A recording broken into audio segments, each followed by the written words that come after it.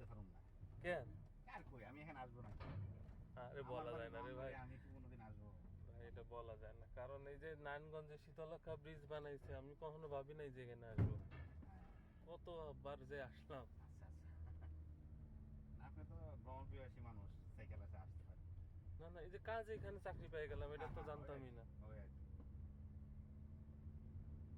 রাস্তা সুন্দর, খুবই সুন্দর রাস্তা।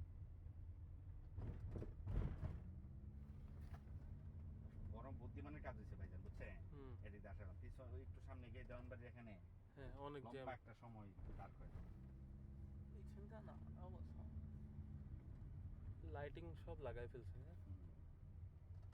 রাত্রেবেলা তো খুব সুন্দর লাগে। রাত্রে তো অনেক সুন্দর লাগে, বুঝছেন? তাই? আমাদের ওই ব্রিজ থেকে দেখলে মনে হয় বিশাল অনেক কিছু, অনেক সুন্দর আছে।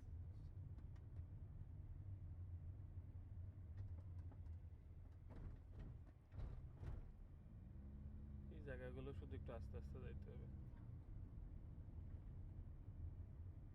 ব্রিজ থেকে বোঝা যায় না উপরে যে হুম, এই যে অবস্থাটা। কাশীপুর নামছে।